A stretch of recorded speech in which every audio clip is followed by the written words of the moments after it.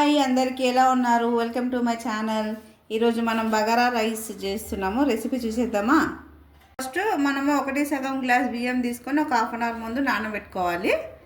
తర్వాత ఓల్ గరం మసాలా, 2 ఇలాచీలు, ఒక 6 లవంగాలు, చిన్న దాల్చిన చెక్క, ఇది బిర్యానీ ఆకు, సాజీరా, మిరియాలు, మళ్ళీ పచ్చిమిర్చి, కొత్తిమీర, పుదీనా, కరివేపాకు తీసుకోవాలి. ఇవన్నీ కడిగి తీసుకోవాలి. స్పైసీ తినేవాళ్ళు కొంచెము మసాలా ఐటమ్స్ ఎక్కువ వేసుకోవచ్చు. పచ్చిమిర్చి కూడా 2 ఎక్కువ వేసుకోవచ్చు. నేను మాత్రం 4 పచ్చిమిర్చి వేసిన.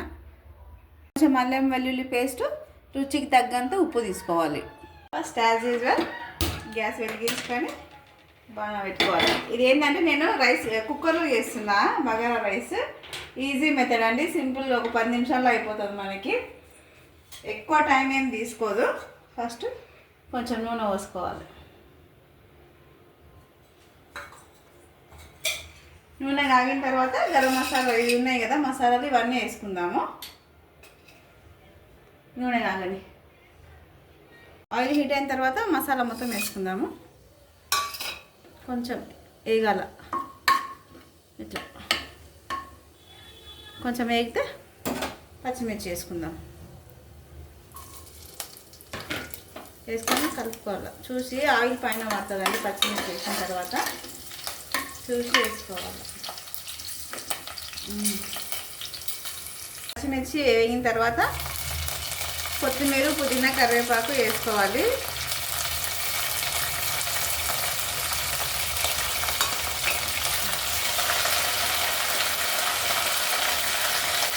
కొత్తిమీర, కరివేపాకు వేగిన తర్వాత అల్లం వెల్లుల్లి పేస్ట్ వేసుకొని పచ్చివాసన పోయేదాకా వేయించుకోవాలి.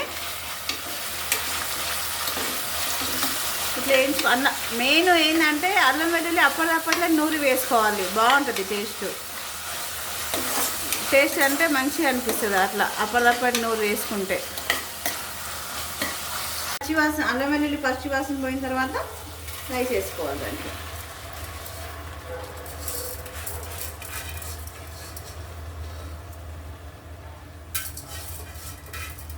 దాంట్లో బియ్యం వేసుకున్న తర్వాత కలుపుకోవాలి 1 నిమిషం ఇట్లా.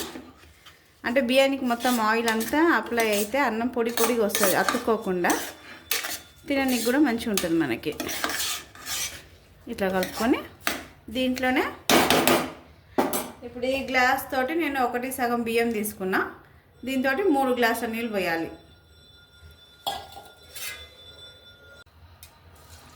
అంటే మనం ఏది తీసుకుంటామో కొలతాకు దాంతో డబుల్గా పోసుకోవాలన్నమాట. 1 గ్లాస్ బియ్యం తీసుకుంటే అదే గ్లాస్తో 2 గ్లాసుల నీళ్ళు పోయాలి. ఇప్పుడు నేను 1/2 తీసుకున్నా కాబట్టి 3 గ్లాసులు పోస్తా ఉన్నా. పోసుకొని ఇప్పుడు మెయిన్ ఒకటి వేసుకోవాలి. ఏంటంటే ఉప్పు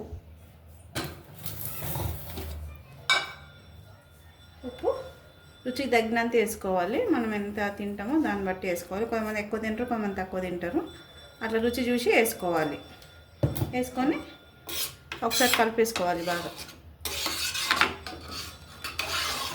మీకు ఏమైనా డౌట్ వస్తే ఉప్పు టేస్ట్ చూసుకొని మళ్ళీ వేసుకోండి ఒకవేళ తగ్గిందంటే. ఇప్పుడు మూత పెట్టుకొని 3 విజిల్స్ రావాలి.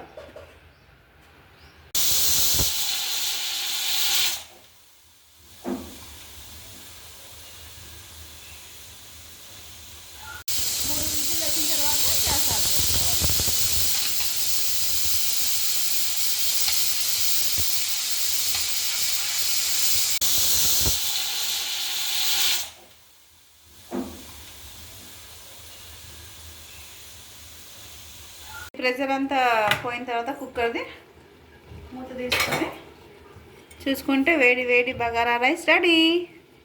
ఒకసారి మొత్తం కలుపుకుందాము. చూడండి అన్నం ఎంత బాగా వచ్చింది. అన్నం ఎంత పొడి పొడిగా వచ్చిందో, కుక్కర్లో పెట్టినట్టే లేదు, మనం మామూలుగా గుండాలో వండుకున్నట్టే వచ్చింది కదా.